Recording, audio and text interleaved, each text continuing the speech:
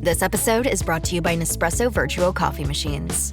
Ready to enjoy the bold flavors of barista-quality Nespresso iced coffee at home? Simply fill a glass with ice and press the brew button on your Virtuo Pop machine to enjoy rich double espressos roasted to stand up even when chilled. Refreshingly bold iced coffee. Refreshingly easy to make at home. Visit Nespresso.com to shop now. My cat Freddie loves to be brushed and cuddled. But stirring up his cat allergens meant sneezing and itchy eyes. Then I found Purina One Live Clear. It's cat food that reduced the major allergen and my suffering in as little as 21 days. Now, we feel closer than ever. If you have issues with cat allergens, you really need to try Purina One Live Clear. Try new Purina One Live Clear today. Purina One, a difference from day one.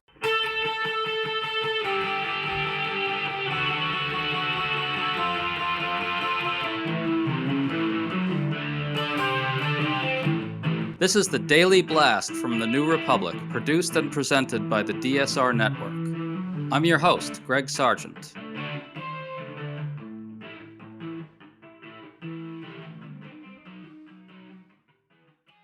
President Trump's propagandists are getting more frantic in their efforts to spin away the scandal around the Jeffrey Epstein files.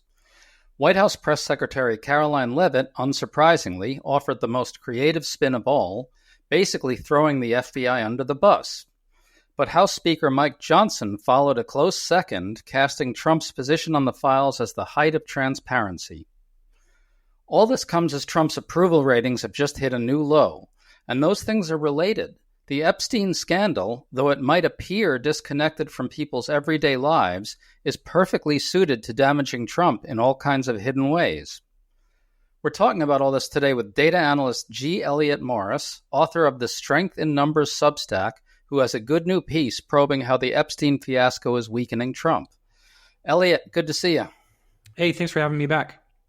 So the Wall Street Journal reported last week that Trump drew a lewd doodle in Jeffrey Epstein's 50th birthday album along with some cryptic prose. Trump denies it. As a reminder, MAGA spent years promoting the idea that Epstein's client list would expose a massive pedophile ring among Democrats. Now, Trump's DOJ suddenly said, there's nothing here, yet, in fact, there are actual questions about whether Trump is in there or not. Elliot, you wrote the other day that this scandal by itself is taking a toll on Trump's approval. Can you walk us through that argument? Sure. So at Strength in Numbers, my Substack, what we like to do is look at an average of all polls over a certain amount of time. And, while there's some noise in the data, when there's a clear shift in how people feel about the president in a short amount of time, we can be reasonably confident that we can attribute that to certain events. So since July 13th, there's been about a 2 percentage point increase in Trump's disapproval rating from 52.5% of the public saying they disapprove of the job he's doing as president to 54.5%. And there's been a corresponding decrease in his approval rating. So from about 44% to about 42.5%. So look, you can come up with other explanations for me, maybe, but it seems like the easiest explanation here is the Occam's razor one, the thing that's sucking up all of the news attention, that's particularly damaging to Trump because of the last 2 years of Republican positioning on this, is the one that's affecting his approval rating. That would be, that's my analysis. Well, I want to talk about that at some length a bit later, but first let's talk about what White House Press Secretary Caroline Leavitt said when she was asked Monday why Trump won't just order a full release of the Epstein files. Here's her answer. The president has said if the Department of Justice and the FBI want to move forward with releasing any further credible evidence, they should do so. As to why they have or have not or will, you should ask the FBI about that. So, Elliot, unless I'm missing something, Trump actually called for the release of the grand jury testimony, which is really unlikely to be revelatory. But it is noteworthy that the White House badly wants Trump to appear pro-transparency. She's now fobbing it off on the FBI as if Trump couldn't order the FBI to release the files. Your thoughts on that? Yeah, I mean, it seems unlikely to me, given everything else Trump is able to do, with a, snap of his finger, that if he wanted full transparency, he wouldn't get it from his own FBI, especially with the people who are running the FBI today, Kash Patel and Dan Bongino. So it just seems obvious that there's some roadblock that we're not seeing. And in terms of public opinion, the public agrees with that. So Reuters Ipsos polled people between July 15th and 16th, and they asked them if they agreed with the statement, the government is hiding Epstein's alleged client list. And 70% of people said that they agreed with that. And they also agreed with the statement the government is hiding information on Epstein's death, which I know we don't necessarily want to touch, and I'm not sure how much we believe that, but just that is a point in, in the case that the public is like sees that something is going on behind the scenes here. And I think that's the explanation for Carolyn Levitt's comments as well. To stay up to date on all the news that you need to know, there's no better place than right here on the DSR Network. And there's no better way to enjoy the DSR Network than by becoming a member. Members enjoy an ad-free listening experience, access to our Discord community, exclusive content, and more. Use code DSR2025 for a 40% off discount on sign-up at thedsrnetwork.com/buy. That's code DSR2025 at thedsrnetwork.com/buy. Thank you, and enjoy the show. This episode is sponsored by Friskies, who would like to tell your cats hi. Now, if that didn't get your cat's attention, there's one thing that always does the trick. Just pour some Friskies crunchy food in the bowl and you'll hear those paws come running. Works every time. With so many Friskies choices, you can always bring your cats running from their secret napping spots. There's always more to explore. See for yourself at friskies.com or visit your local store. Well, you mentioned Kash Patel and Dan Bongino, so I want to point out for people that Kash Patel, the FBI director, and Dan Bongino, the FBI deputy director, were among the leading promoters of the idea that the Epstein files contained this explosive set of revelations. Back when they were big MAGA influencers, they were put into the deep state, partly to blow the lid off the deep state and show everybody that that scandal that had been festering for many years was actually there. So it's kind of this weird poetic justice for them to be getting thrown under the bus here. But again, the desperation to appear pro-transparency is palpable. That's the thing. Yeah, and people do want the transparency. If you ask them, should the government release all the documents it has about Jeffrey Epstein, that's an 80-20 issue. They're clearly reading public opinion here in that the people want the information. And then the next question is like, why are they not getting it? And that's, I guess, where we have to be a bit more speculative. Well, Levitt said something else of real note that I want people to listen to. She was asked about the news that FBI agents going through the Epstein files were told to flag any mentions of Trump. Listen to her answer. I don't believe that's something the White House was aware of. You'd have to ask the FBI. Now, that's just preposterous. The second that came out, it came out last Friday, Caroline Levitt and the White House would have been on the phone with Pam Bondi, the Attorney General, in about 3 seconds, finding out exactly what the deal was with whether there was a directive to FBI agents to flag mentions of Trump, and they would have gotten an answer. So I think it's pretty damn telling that they're not saying, no, it's not true. They're saying, go to the FBI again. Yeah, that's just classic obfuscation by the press secretary, right? I mean, if they could say no, then they would say no. They say no all the time when they don't have information on their side. I mean, this press secretary, what do the New York Times call it? Stretches the truth, perhaps. So they could be stretching the truth further here if they want, but instead you get the redirection to the FBI. So I agree. I think that's pretty telling of what's going on behind the scenes here. Yeah, there's just no chance that they wouldn't have gotten to the bottom of this. I want to be clear that how this emerged so people know, because it's a really important turn in this whole story and maybe people missed it. Senator Dick Durbin sent a letter to Attorney General Pam Bondi on Friday saying that his office had received information that FBI agents going through the Epstein files were tasked with flagging mentions of Trump. And in that letter, Senator Durbin also demanded that Pam Bondi produce essentially a list of of flags of Trump's name. Now, I think there's very little chance that there will be an answer from Attorney General Bondi on that point. But what Dick Durbin there did was something really quite extraordinary. I don't know what the basis for his information was, but this was a very serious congressional letter. It was not just some tossed off thing on a podcast or something like this one. It was an official letter to the Attorney General from the ranking Democrat on the Senate Judiciary Committee saying, we have gotten confidential information to this effect. It's pretty explosive stuff. The reason I bring this up, Elliot, is that this is the sort of event, this letter, that can continue the media maelstrom, which in turn gets the public more and more focused on this.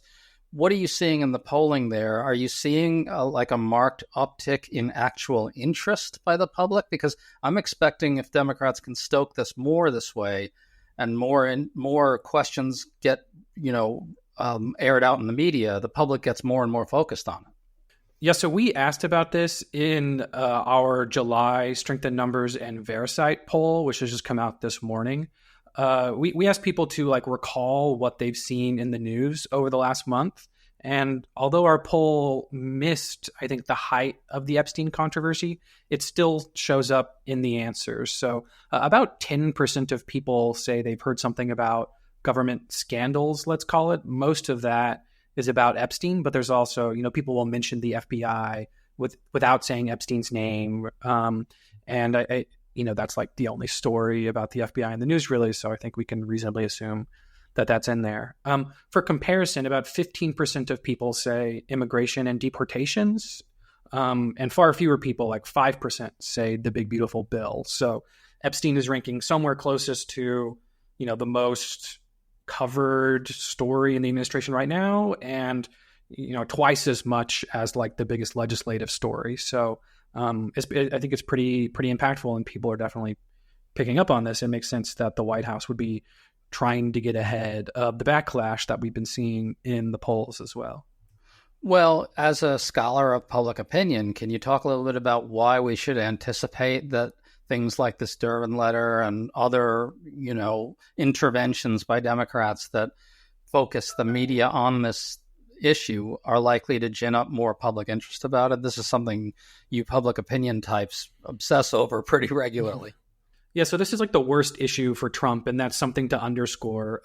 In an average of polls that I calculated last Friday, so a couple days old now, 17% of people said they approve of the way Trump's handling the Jeffrey Epstein files, in quotes, and 59% of people disapprove. That's a minus 42 net rating. Again, for comparison, inflation, which is bad for any president, particularly bad over the last 2 years, that's minus 20. So people feel about twice as bad as they feel about inflation, something that sank the last presidency, toward Trump's handling of the Epstein files. So, and to answer your point, it's still kind of early in the news cycle for this, right? And the White House shows no sign of slowing it down. So if they don't, make concrete steps toward giving the public what they want, which is, as they say, full transparency, but aren't giving them, then we can just, we can imagine that minus 42 rating is just going to keep wearing on the White House as the news cycle wears on. And I think a coordinated message has gone out among top Republicans. We had House Speaker Mike Johnson also comment on whether there will be a House vote compelling release of the Epstein files. Listen to this. So here's what I would say about the Epstein files. There is no daylight between the House Republicans, the House, and the president on maximum transparency. He has said that he wants all the credible files related to Epstein to be released. He's asked the Attorney General to request the grand jury files of the court. All of that is in process right now. My belief is we need the administration to have the space to do what it is doing, and if further congressional action is necessary or appropriate, then we'll look at that. But I don't think we're at that point right now because we agree with the president. So no vote on this resolution before August. No.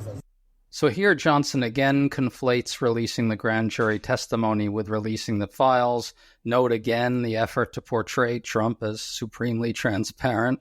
Like I said, the message does appear coordinated. They've got to be looking at similar data to what you're talking about here. And let me ask this, Elliot, if I could. There's going to come a point when House Republicans get even more nervous about this, aren't they? Yeah, and I think that point's got to come pretty soon. So we know that Trump's really unpopular with all voters, but he's also unpopular with Republicans, the types of people that vote in the primary elections. I mean, those are still about 9 months away, but hey, you're always campaigning when you're in Congress, right? So in a Reuters Ipsos poll last week, 35% of Republicans say they approve of the way Trump's handling this. I mean, Trump's approval rating with Republicans is usually 90%. So the fact that he's at 35 is pretty telling.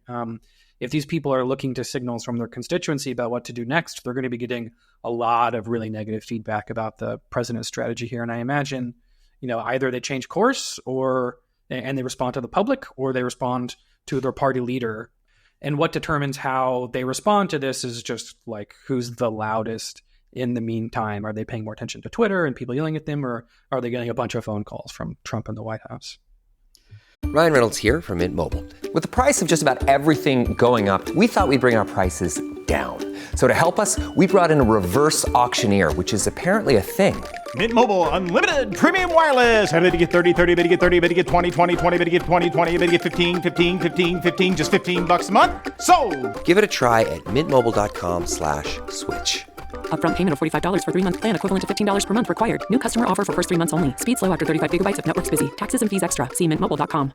Well, you wrote this piece trying to dig into why this is so problematic for Trump. I want to read a bit from it. Quote, by siding with Epstein and against transparency, Trump significantly injures his reputation as an outsider fighting the deep state for God and country.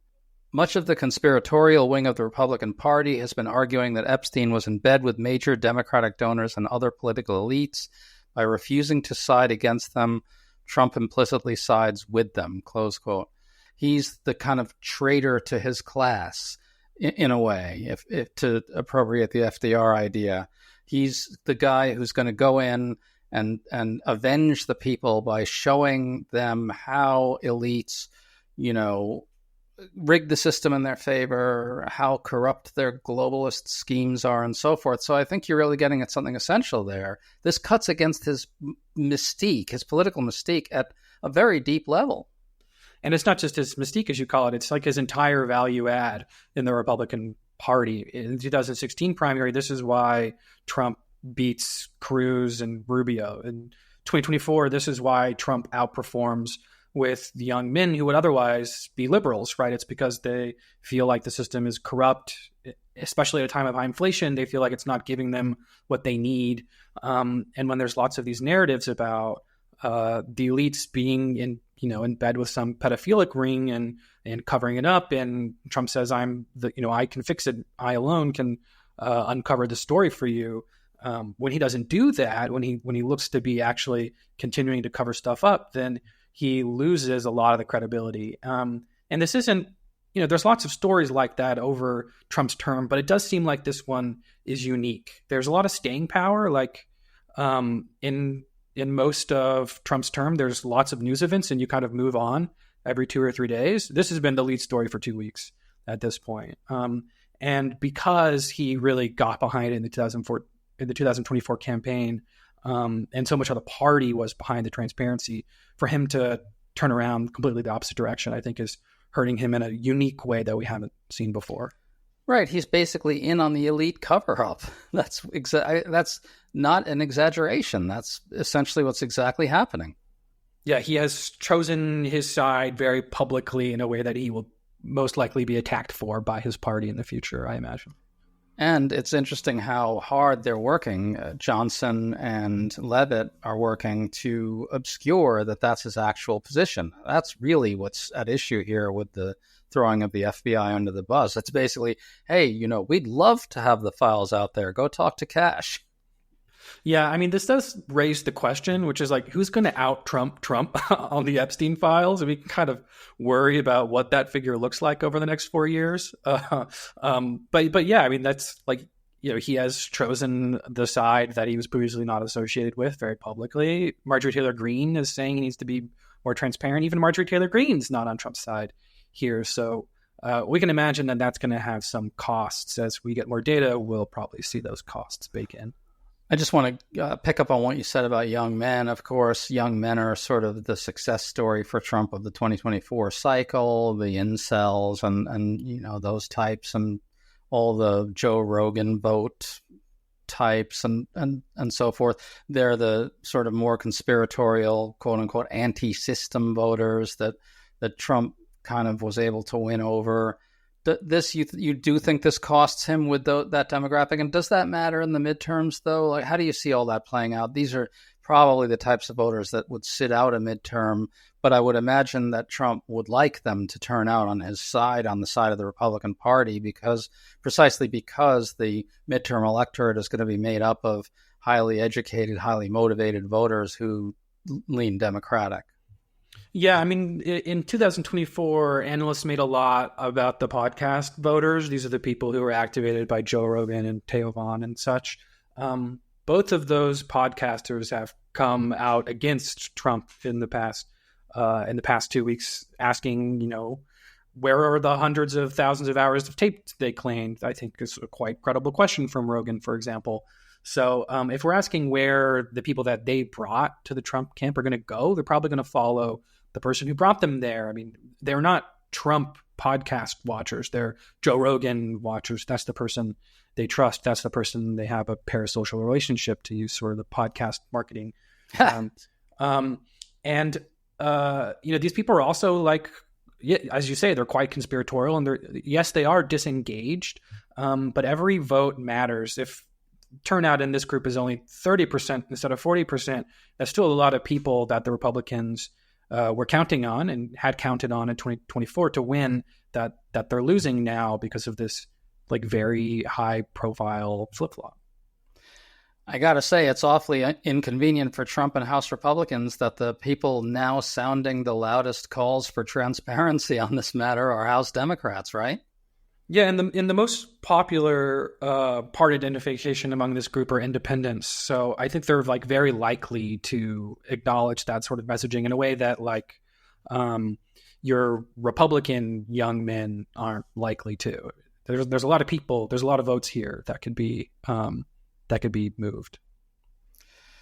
Fascinating stuff. Elliot Morris, thanks so much for talking to us, man. It's going to get really, really crazy. Yeah, this is probably one of the more interesting stories I've covered in my last 10 years. Thanks for having me on, Greg.